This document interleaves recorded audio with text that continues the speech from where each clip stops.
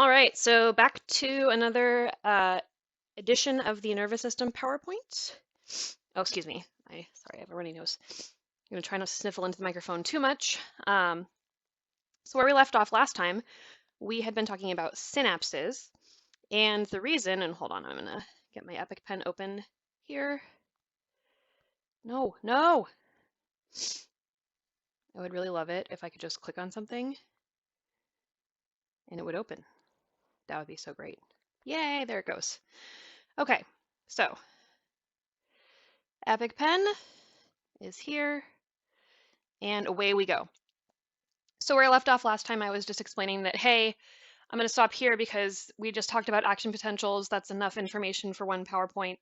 And also that synapses sort of deserve their whole own deal because they're complex. There's many different kinds, and there's some terminology around them that can be a little bit confusing. So I figured that they should get their own video for those reasons. So let's first define a synapse, and that is just any place where two neurons are interacting with each other. So because it takes two neurons to form a synapse, there's no single neuron synapse where it's just talking, to nothing. We call these presynaptic cells, which is the cell that's doing the sending of the signal, and postsynaptic cells, which are doing the receiving of the signal. So when I say presynaptic and postsynaptic, that's what I mean, the sender or the receiver. So having established who's the sender and who's the receiver, let's now look at the different kinds of synapses because there are a few options. They're not all the same. Oops. So regardless of the kind, and we'll get to that in a moment, we do want to talk about the presynaptic neuron a little bit more in detail. So the presynaptic neuron often has synaptic vesicles, but not always. And specifically, this is referring to the presynaptic neuron in a chemical synapse, which is what this is. And then postsynaptic cells have receptors, again, often, but not always. And those receptors are chemically gated ion channels. Another way to refer to these, by the way, is ligand gated channels. And in this case, ligand just means thing that binds to protein. So if you hear me say ligand gated ion channels, please know that I mean the same thing as chemically gated ion channels. So many postsynaptic cells are neurons, but some of them are muscle fibers, and some of them are gland cells. So remember, we have effectors from the beginning of this PowerPoint talking about the kinds of effectors that the nervous system acts on, and those include both skeletal muscle in the somatic nervous system and glands, adipose tissue, and cardiac and smooth muscle in the autonomic side of things. So this kind of encompasses that. So for the sending cell, the cell that is doing the sending, the presynaptic cell, the synaptic knob, which you can also call the synaptic terminus, which just means end. This is a place where there's an expanded end of the axon, and that's the location where you get reassembly and reabsorption of neurotransmitter breakdown products. So what do I mean by that? Well, for example, acetylcholine is a potent neurotransmitter that acts on, among other things, skeletal muscle, and it's released by, among other things, motor neurons. If you want to end a muscular contraction and stop synaptic transmission from the motor neuron to the muscle cell, one thing you can do is break up acetylcholine. So you separate the acetyl group from the choline group, and now that it's two separate things and not acetylcholine, one molecule, it's rendered inactive. So there's an enzyme that does this called cholinesterase or acetylcholinesterase.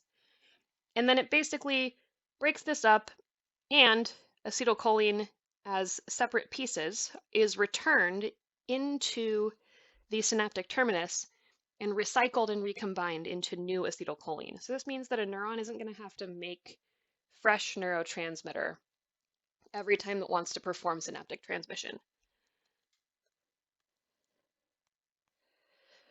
So the reason I said sometimes but not always about the previous couple things is because the whole modality of vesicles full of neurotransmitter, which is what we're seeing here, and action potential arriving at the synaptic terminus, causing fusion of those vesicles with the end of the axon, and that's what releases the neurotransmitter via exocytosis. That model for synaptic transmission is specific to chemical synapses. Now, the reason we talk about them so much is because they are the most common kind. But there are electrical synapses, and this is a case where two cells, a presynaptic and a postsynaptic cell, so in this case the top cell is the presynaptic one and the bottom cell is the postsynaptic, their membranes are connected by these pores called connexons. So each of the proteins that makes up this little flower-shaped tube is called a connexon. And then they make up many, many, many tubes that allow cytoplasm to flow from the presynaptic cell into the postsynaptic cell, and also allow ions. So for example, sodium could flow from the presynaptic cell into the postsynaptic cell, and if there was enough sodium to get the postsynaptic cell to threshold, that cell might experience an action potential. So electrical synapses are not as controllable or customizable because they're pretty simple, but they do exist and they have some important roles in the body, including a familiar kind to you, because the junction between cardiac muscle cells, which you might remember as intercalated discs, those are filled with gap junctions, which is what these are, and desmosomes to strengthen the relationship, but the relationship between cardiac muscle cells is an electrical synapse. So I just wanted to make you aware of that, because if it seems like a sort of confusing idea, it's not actually. You've seen these before in light microscopy. So just to review, the electrical synapses are not very common. They consist of gap junctions, which are made of connexons. And there are a few locations in the CNS and the peripheral nervous system. So in addition to the heart, here's some other ones. But we won't get to much of this because this is special senses territory. So we won't get to much of the special senses stuff until the end of the term. But there are some areas where they're at.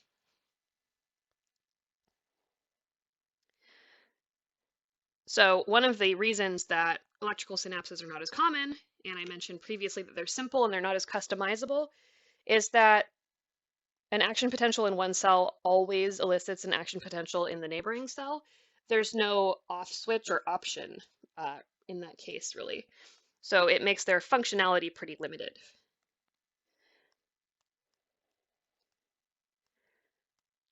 I'm just going to get all my text on the screen first. Okay, so in a chemical synapse, essentially the idea is via axoplasmic transport. So let's specifically work that back in. So we talked about axoplasmic transport a few PowerPoints back. I think it's just good to remind ourselves that that's how the synaptic vesicles carrying the neurotransmitter often get to the end of the neuron. So in some cases they are marched there, or the components are marched there from the other end of the cell. So we would call this anterograde axoplasmic transport. So in response to action potentials arriving at the end of the axon terminus, this opens voltage-gated calcium channels. and that causes fusion of the vesicles with the edge of the neuron and release of neurotransmitters. So I'm just going to write exocytosis right here. Okay, so as far as neurotransmitters are concerned, a depolarizing neurotransmitter is going to be excitatory, meaning it's going to push the postsynaptic cell closer to threshold. And I'll draw this out for you. Inhibitory neurotransmitters are going to have the opposite effect, so they're going to push the neuron further away from threshold.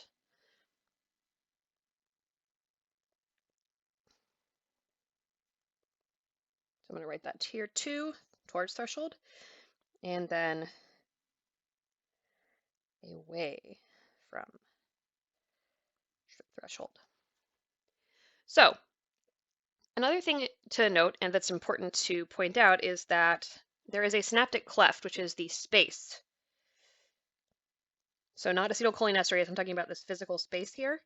So this is a gap slash space, and that means that the two neurons involved in this synapse, they are not touching each other.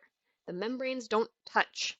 So if I ask you on the next lecture exam, for example, true or false, in a chemical synapse, the presynaptic cell touches the postsynaptic cell, you should say false. They don't.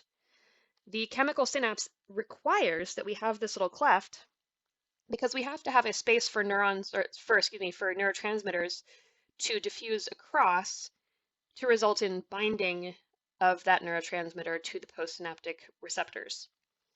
So if we want to turn off synaptic transmission or clean up the synapse to end the initiated transmission, we just have enzymes like acetylcholinesterase, which is what this is, to inactivate the leftover neurotransmitter in the cleft. And that's going to help effectively end synaptic transmission when appropriate. And then, of course, whether the postsynaptic neuron experiences an action potential or not is going to depend on whether the excitation in the neurotransmitter is excitatory or inhibitory, and also if that neuron is receiving synaptic input elsewhere on its surface from another neuron that is releasing an inhibitory neurotransmitter. So there's a little bit of additive summation going on there. And if you're like, what do you mean? I will explain. Don't worry. We'll get there. Okay, so we have already seen this. I've drawn it for you, and I've talked about it, but repetition is our friend. So remember, what an action potential really is a traveling wave of depolarization. So what these red arrows mean is that, let me draw in my little graph here. I'm just going to draw a teeny little mini version of the action potential graph. And if I put millivolts here, if I just draw myself a very simple action potential where we get resting, then to threshold, then whoop, the spiky part, and then down back. So this area corresponds to the depolarizing phase of our little electrical graph here. And that opens voltage-gated calcium channels. So the triggering event that causes the neurotransmitter to be able to be released requires that the action potential reach voltage-gated calcium channels to open and fuse the vesicles with the end of the neuron. So calcium ions diffuse in, and one of the reasons for that is because calcium is a useful signaling ion in addition to being just a regular garden variety contributor to charge. So calcium has a powerful role in cell signaling. It does things like complex with calmodulin, and the complexing with calmodulin sets off a cascade of events that can induce things like exocytosis of neurotransmitter. So in this case, we've got a cholinergic synapse, and ergic means this synapse is going to be releasing whatever the thing in front of ergic is. So cholinergic means this chemical synapse releases acetylcholine. So If you're looking for other examples of the ergic terminology, because it's probably new for you, other neurotransmitters include things like GABA, which is gamma aminobutyric acid. It's a very common neurotransmitter, and it's involved in things like mood and mental health, among other things. So GABAergic synapses are ones that release GABA. Serotoninergic synapses are ones that release serotonin. Dopaminergic synapses are ones that release dopamine. Adrenergic synapses are ones that release adrenaline. So that should give you a little taste of how that ergic terminology works. And so you'll understand if I say those kinds of words, what I'm talking about and what I mean. Okay, so remember calcium homeostasis from chapter 6. So we discussed that in the context of bones and how your skeleton is basically a calcium bank. Oops, I didn't mean to do that. So if we want to have muscle contraction go well, we want to be able to contract our smooth muscle, our cardiac muscle, our skeletal muscle. We want to be able to use calcium to perform exocytosis of neurotransmitter. That all requires that we have adequate blood calcium because the extracellular fluid comes out of the blood. So what that means is if there's anything that's going to disrupt your blood calcium, your plasma calcium, that's going to disrupt the extracellular fluid calcium amount, and it's going to start to interrupt synaptic transmission, among other things. So let's just write some reminders to ourselves here. So extracellular fluid is coming out of your blood plasma. Well, you'll learn more how that works next term. And so the ranges for these guys is, or for this particular ion, is 4.3 to 5.3 microequivalents per liter. And then the blood, it's 8.5 to 10. So a lot of the calcium does end up staying in your blood as a reserve. The intracellular calcium, as you can see, is a lot lower on average, which means that the diffusion gradient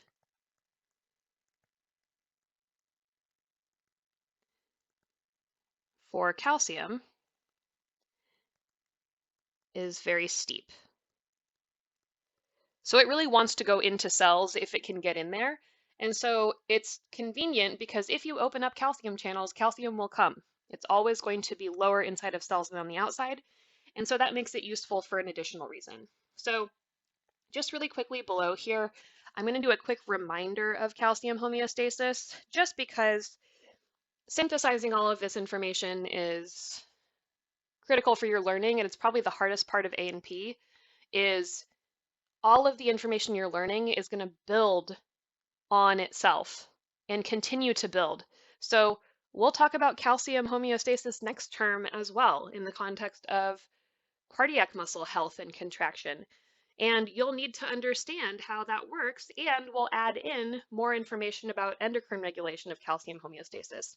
So throughout A&P, there are some things that just keep coming back around, and calcium is one of those. So it's worth reminding. So if plasma or blood calcium is too high,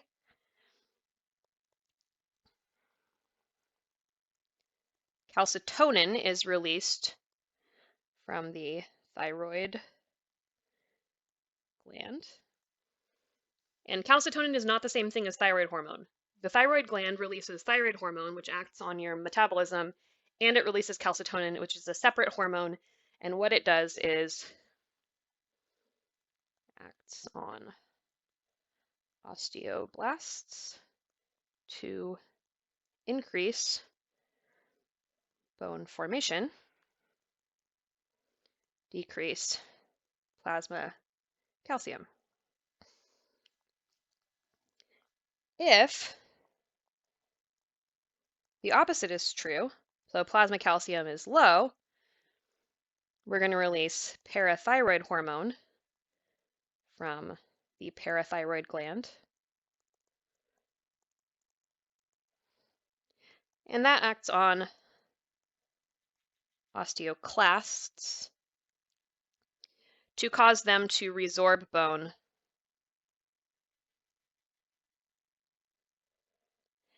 increase resorption, and then increase the release of calcium from the skeleton into the blood.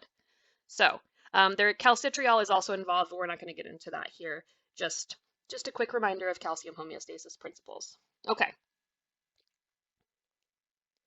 So here's our cholinergic synapse, and now we're on panel number 3. So what you're seeing here is we've got one acetylcholine binding to one side of this receptor, another acetylcholine binding to the other side of the receptor. And as long as there's two, it's like a lock and key mechanism. The receptor opens because it's a chemically gated sodium channel, and that generates a graded potential.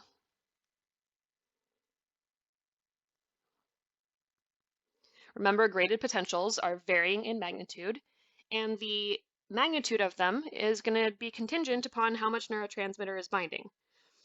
So we can also infer that this sodium, is not going to stay where it is. It's going to diffuse laterally in the form of a local current, and that's going to be enough to initiate another action potential in the target cell, which again is the role of voltage-gated sodium channels, not chemically graded. So as you can see, I'm building concepts that we talked about earlier into our discussions here to make sure that we keep checking in with that knowledge and keep reinforcing your understanding.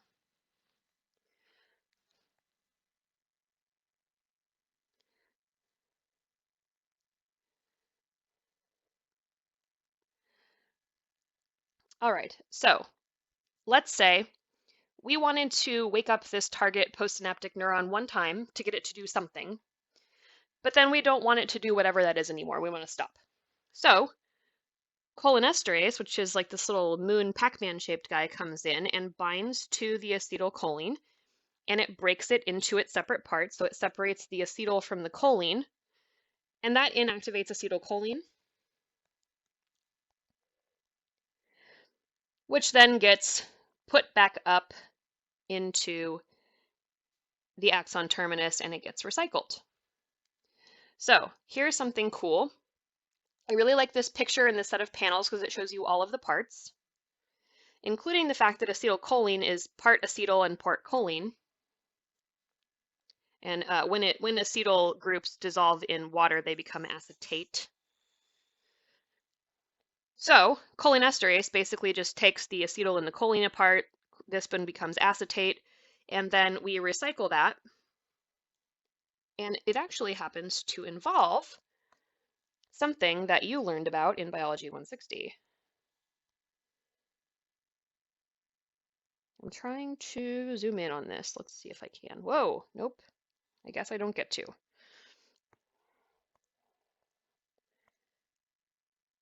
Nope, don't want to do that either. Okay. What I wanted to do was this. There we go. All right. So just to give you a quick review, remember that some of the matrix reactions and the cytoplasmic portions of various reactions of the process by which we generate ATP, so the Krebs cycle, oxidative phosphorylation, and all that, produce some useful products and some useful intermediates, and one of those things is acetyl-CoA. Remember that? So acetyl-CoA is useful because it's always going to exist in a respiring cell. And remember, the Krebs cycle takes place in the mitochondrial matrix.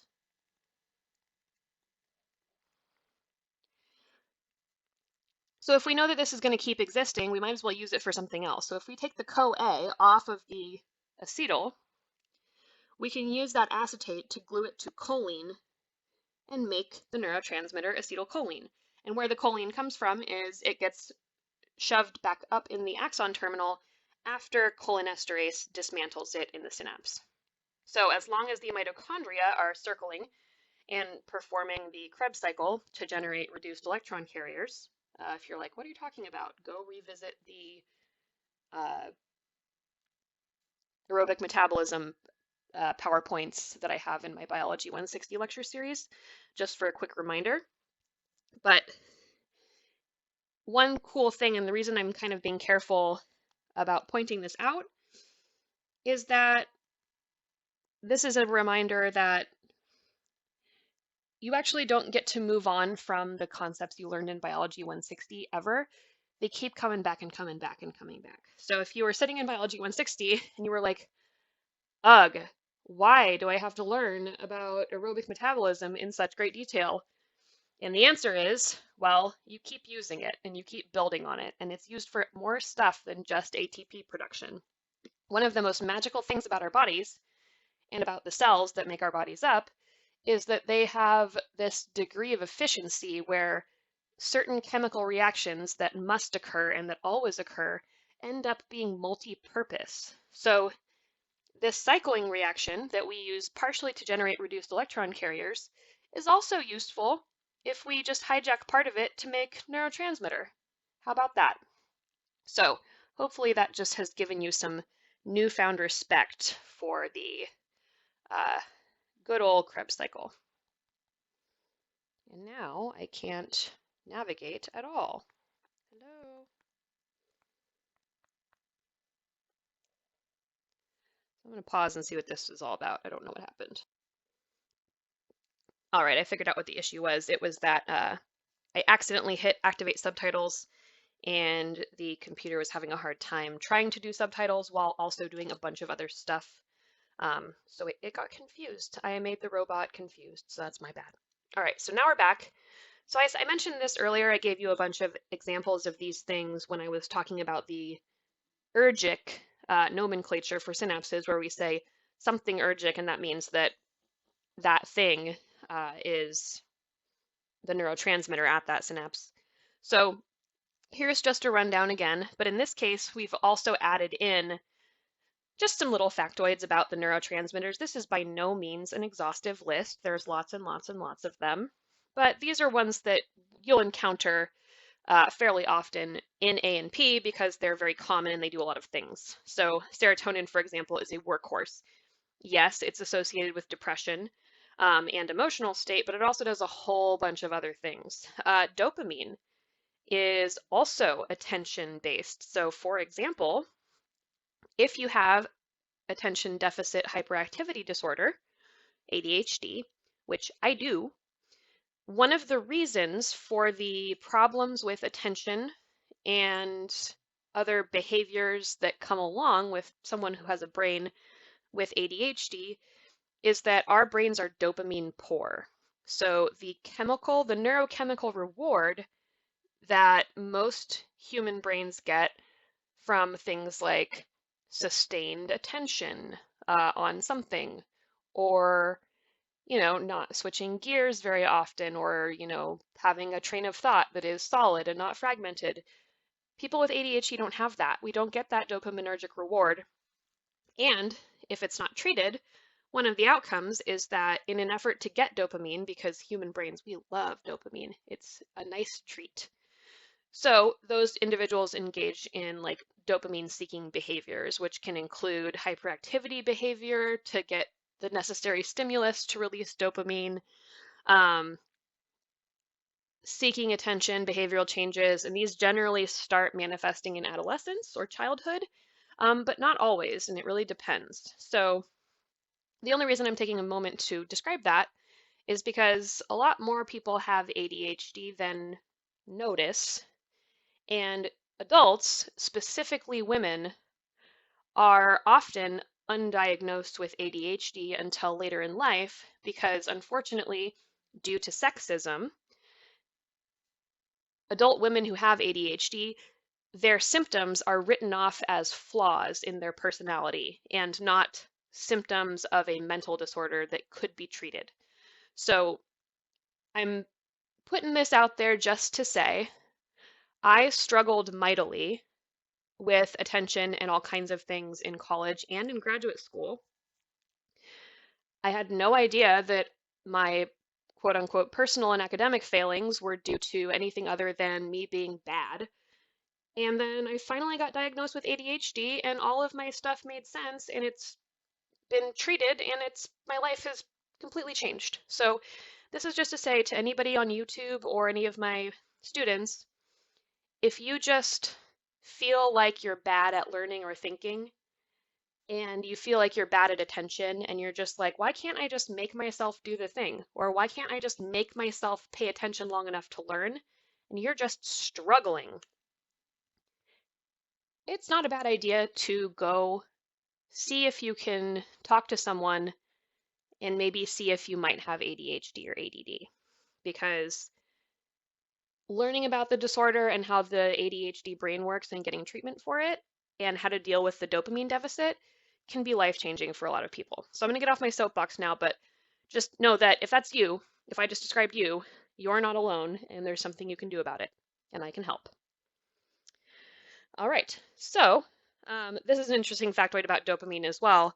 Occasionally, the neuropharmacology of certain things is the underlying reason why there's drugs of abuse. So think about a chemical synapse where there's an enzyme that's bopping around in the synapse, gobbling up extra neurotransmitter, and that ends the synaptic transmission. There is one of those for dopamine. Cocaine, the drug of abuse cocaine that comes from coca leaves, inhibits dopamine removal. So it prolongs the amount of time dopamine is in the synapse and therefore prolongs the amount of time that dopamine is allowed to interact with the postsynaptic cell. And that's why it quote unquote feels good, and that's why it's a drug of abuse that's addictive. It's manipulating dopamine, and we are wired to enjoy dopamine. All right, I mentioned GABA as well. So GABA is inhibitory, and it's often basically used to control synaptic transmission. It's kind of a gate, so to speak. So if a neuron would be excited, GABA can cut that excitation off at the pass. It's part of lots of important neural pools, and it's super duper common. And that should say common, not common. So 20% of brain synapses, and you have oodles of brain synapses.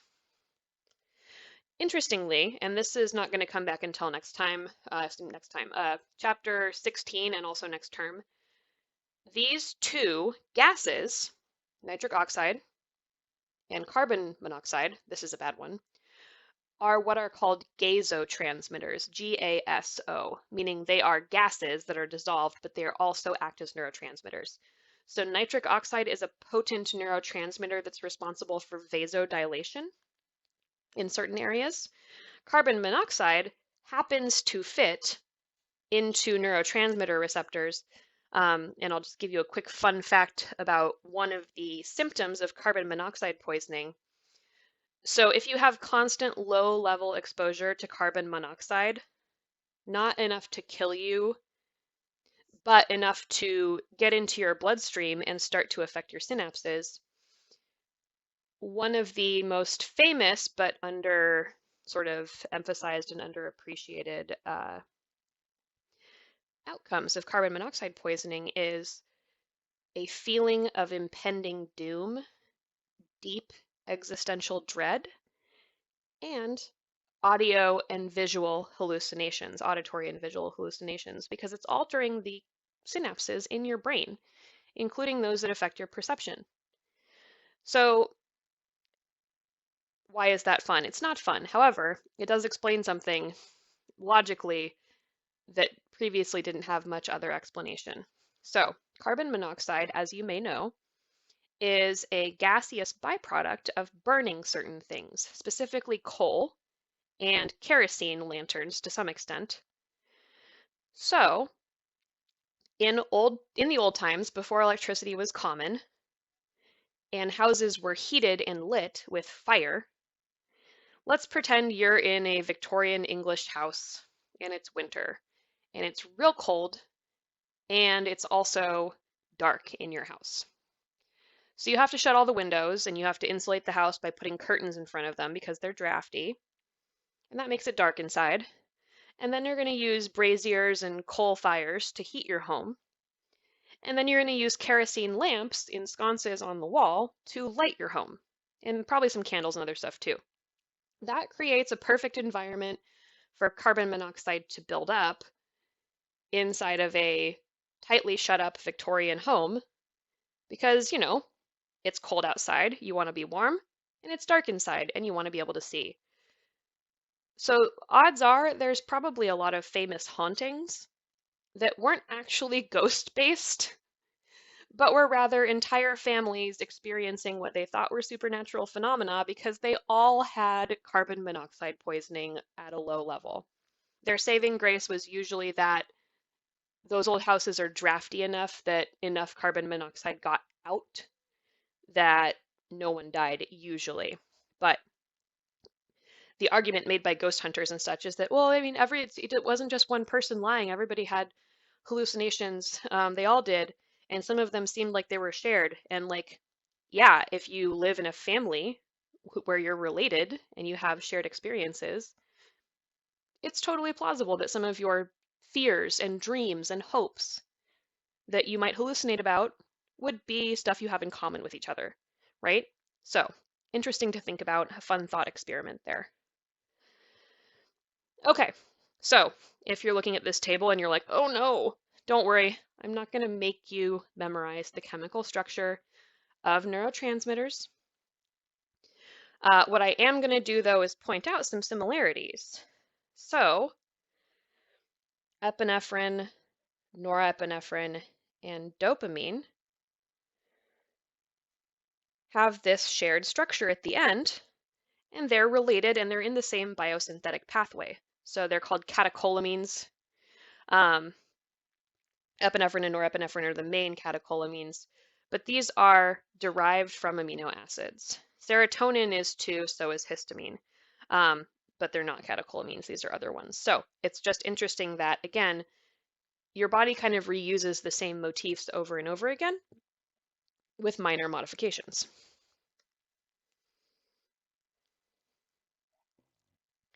Here's an excitatory amino acid. So these are ones that are also amino acids, just straight up, not amino acid derivatives, amino acids. So glutamate is one. So this is coded for in the amino acid code that you used in Biology 160 and learned. And this is excitatory. So an example of glutamatergic, that's a fun word to say, an example of glutamatergic synapses, lots of them in your brainstem, and they're very important in learning and memory. But also, most of your receptor cells generate what's called a receptor potential, where excitation of that cell by a stimulus causes them to release glutamate onto the associated sensory neurons. So glutamate is involved in our senses as well. If you're like, that word looks familiar, what about monosodium glutamate, which is the flavoring agent that has a really bad reputation? The reason that monosodium glutamate, MSG, makes stuff taste so delicious, I'm a big fan of MSG, by the way. The reason that it gets a bad reputation is mostly based on racism, actually. You can go look that up for yourself, but anti-Chinese racism is the reason for this reputation that MSG has for being bad for you. It's actually not. And the reason that it works is because monosodium means one sodium, and then glutamate is just this. And so this is already a neurotransmitter in us. And then if you add a sodium to it, you get MSG, and it makes food taste amazing. So don't be afraid of MSG. It's totally fine. It very closely resembles something that you just have inside you anyway. Okay, so neuromodulators. Neuro meaning neural activity. To modulate something is to make adjustments to it, to not prevent or promote or cause its activity, but rather to regulate it. So make it go up, make it go down, etc. So these are going to alter synaptic activity by changing stuff about how the synapse already works. So for example, neurotransmitter released. How much calcium is getting into the synaptic terminus? Is it a lot, which would speed up the release, or is it not very much, which would slow it down? So if you have like something, for example, that might sit on the voltage-gated calcium channels and not open as many of them, that would be a way to pump the brakes on release of this neurotransmitter.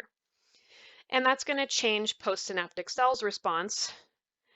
Neuromodulators can also act directly on the postsynaptic cell, as opposed to acting on the presynaptic. So there's all kinds of neuromodulators. I'll give you some examples, but they can have long-term effects, and they can also have multi-step responses. So this would be something where I'm telling you and I'm being vague on purpose because getting into the details of neuromodulators would be a whole class by itself. And unfortunately, even though it's interesting, this isn't a neuropharmacology class, so we just don't have time to get into those. They can be released by themselves or with a neurotransmitter. It just depends on the context. But some examples are opioids. So we are experiencing an opioid crisis right now in the United States because of a class of drugs and a specific family that promoted them that has created an issue. And people with opioid addictions have them because we have endogenous opioids, meaning there are opioid neuromodulators that are normal to have and that we make and synthesize to alter our neural function inside of us. And because we have those, and those are for things like spinal pain gating and changing pain perception in us. So for example, blocking the perception of pain when you're having a fight or flight response. So, you get hurt really badly, but you don't feel it until later because during your adrenaline rush fight or flight thing, there's also opioids being released that basically tell your pain neurons to shut up until you've reached safety. That's why you don't feel pain until after things. But if you make them and synthesize them in a lab and then you give them to people, they end up becoming addicted to them because of their addictive properties. So this is just helping you understand that endogenous is a word that means we have and make that thing inside of our bodies by ourselves. Exogenous opioids are the problem. Neuropeptides are also neuromodulators. So for example, neuropeptide Y is a neuropeptide. It's a little short chain of amino acids that interacts with neurons, and that neuropeptide is associated with feelings of hunger and related to eating behavior. That's just one example. So, mechanisms of neurotransmitter function, and we'll do a little bit of neuromodulator function as well. This is a neurotransmitter function. So in some cases, the neurotransmitter binds to a chemically gated channel. That channel acts as a channel when the neurotransmitter is bound, and that lets an ion through, typically excitatory, so sodium. So acetylcholine is the example we've been using so far, but there's also glutamate and aspartate. There are also indirect effects. So in this case, we have some neurotransmitter, probably one of these, and notice that this receptor is not a channel. This receptor is just a block, it's a protein, and it's associated on the inside of the cell with a G protein. So the receptor is sitting there waiting to bind its neurotransmitter. It's important to remember that receptors are proteins, so they're large chains of amino acids that subtly shift their shape around. And the shape shift that results from the binding of the neurotransmitter turns this G protein on. That activates adenylate cyclase, which takes ATP, and it turns it into adenosine monophosphate, AMP, but specifically cyclic adenosine monophosphate. So AMP is not the same as cyclic AMP. Cyclic AMP is where in one step, adenylate cyclase takes two of the phosphate groups off of ATP, and it makes that remaining adenosine and phosphate into a ring, which is why it's called cyclic. Regular adenosine monophosphate is not a ring. Cyclic AMP is, that's why it's special. And cyclic AMP is an amplifying second messenger that does all kinds of stuff. So it can activate enzymes, it can change what the cell is doing. It can also open ion channels adjacent to the receptor. So what this is showing you is that it doesn't always have to be the case that the receptor is a channel. Sometimes it's not, and sometimes it can either open channels elsewhere or it can do something else. So examples of this are epinephrine, norepinephrine, dopamine, etc.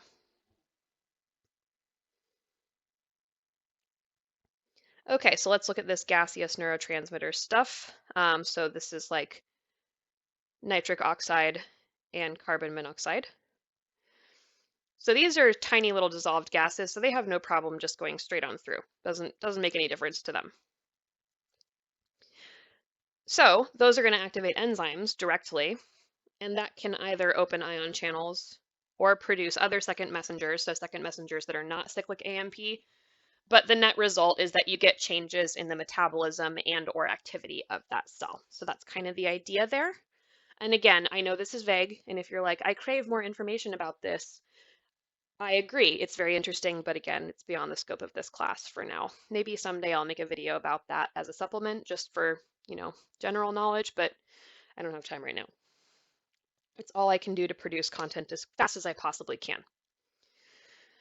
All right, so I'm not going to read you this slide because we don't have time for that, but this is basically a kind of rundown of all the different kinds of things that that important second messenger cyclic AMP can do. But I'm not going to hold you responsible for this. I'm just giving you an example. Also, cyclic AMP is going to come back next term as well when we talk about the endocrine system. So similar to calcium, it's just another one of those again and again and again things in ANP. Okay, so information processing.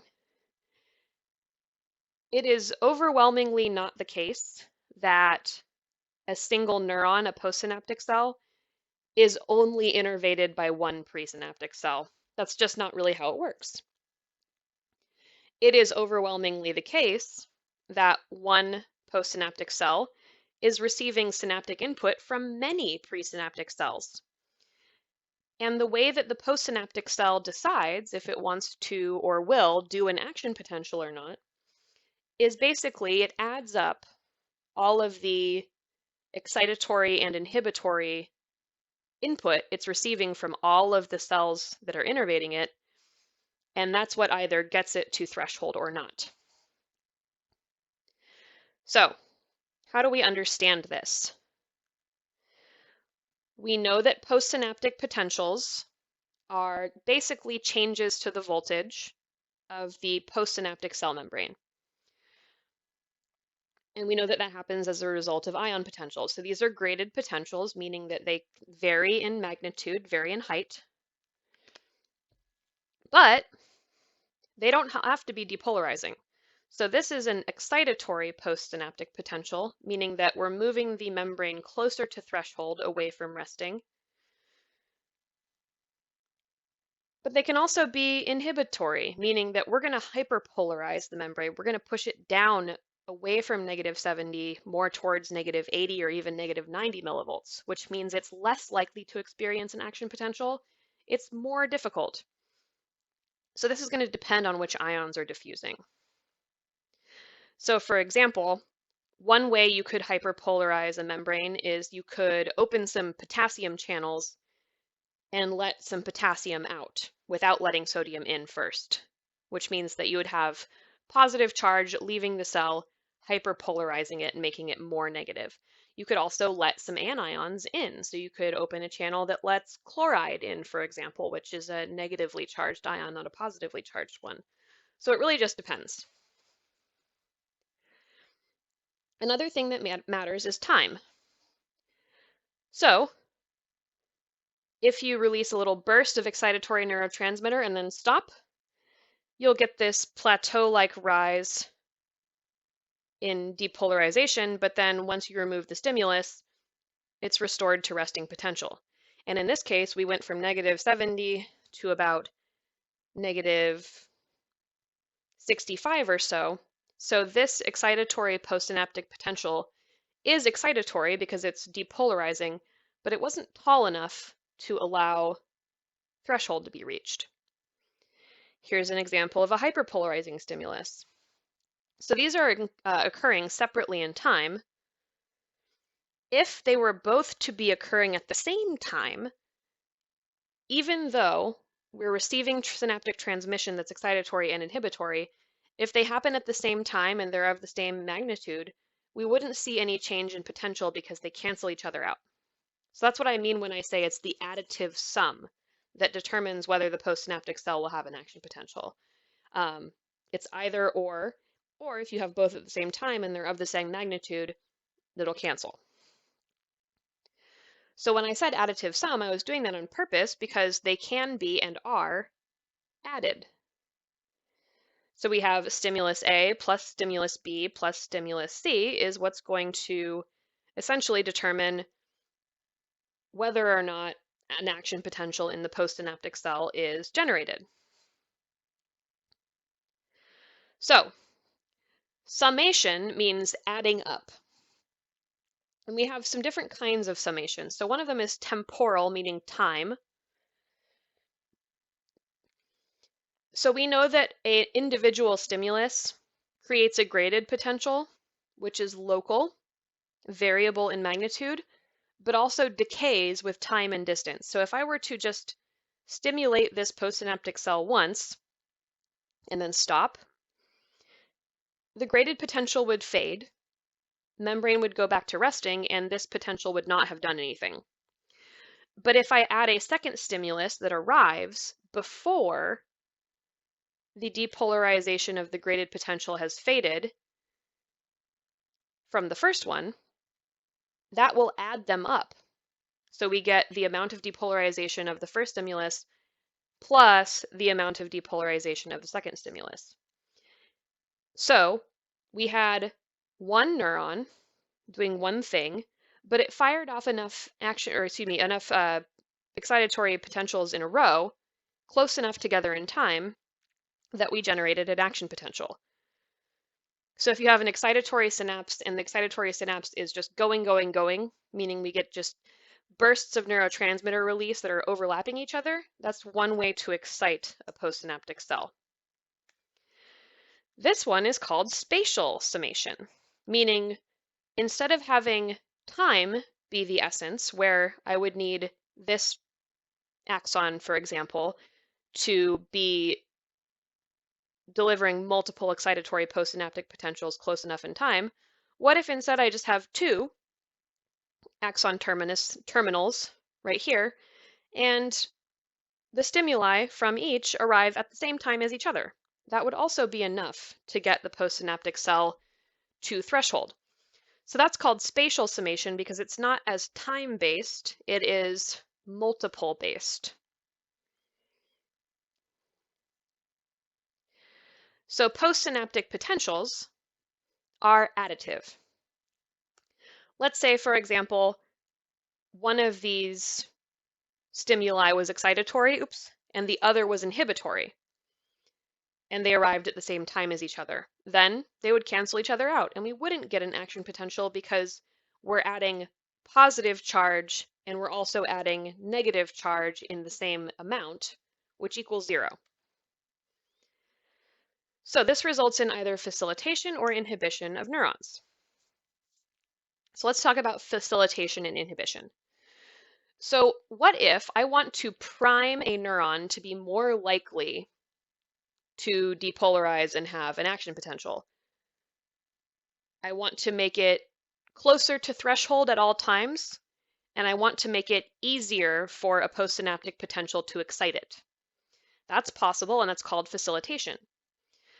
So if you want a neuron to basically be sitting at a potential that's above resting, but not quite to threshold, so we're just going to have it be closer to threshold, sodium channels can be affected or receptors can be affected.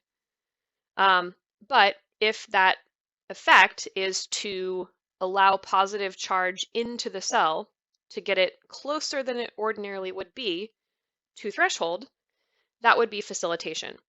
So this, for example, are why nicotine and caffeine work.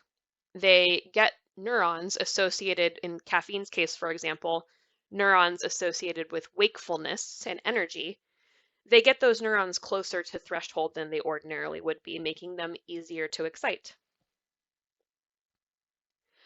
So here we have a complicated relationship where this presynaptic cell here is acting on the postsynaptic cell, which is purple. But the presynaptic cell in this synapse itself is being influenced by the green presynaptic cell, which is affecting the yellow neuron. So we're zooming in on this little area here. So remember earlier I said that you could pump the brakes on synaptic transmission if you, for example, released something that sat on the voltage-gated calcium channels and caused less calcium to enter the axon terminus. I buried the lead a little bit there. I was talking, albeit indirectly, about GABA. So gamma-aminobutyric acid does exactly that. When it's released, due to an action potential arriving on the end of this neuron, it travels across the synapse and goes and sits on the calcium channels on this cell. And that prevents calcium from entering the yellow presynaptic neuron as much, which reduces the amount of neurotransmitter released, and that reduces the yellow neuron's effect on the postsynaptic membrane.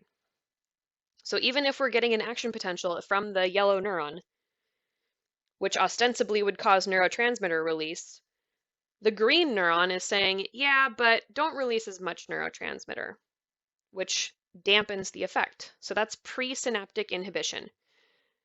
Presynaptic means this is inhibition of the activities of the presynaptic cell, in this case, the yellow cell. Presynaptic facilitation is the opposite. So what if I were to do something that caused the calcium channels to open and to remain open longer? So it'd be like holding an elevator door. So I open the calcium channel, the elevator door, and then I stick my foot in it and I just hold the door open. That's what serotonin does. Serotonin says, okay, cool, you're opening some calcium channels, but we're going to hold the calcium channels open. So calcium's just going to be flowing in down its concentration gradient, and that's going to increase how much neurotransmitter is being released by the presynaptic yellow neuron, which increases that neuron's effect on the postsynaptic membrane. So this is presynaptic facilitation. So the rate of action potential generation, so how many action potentials are occurring per unit time, is it 2 per second or is it 800 per second? If you increase the frequency of action potentials, the sensation, for example, if it's a sensory neuron, increases. So for example, the difference between a regular amount of light and an extremely bright light, the brightness perception that we perceive where we're like, oh God, I need to squint. What that is light detecting neurons in your eye firing off, many, many, many times per second instead of just a few.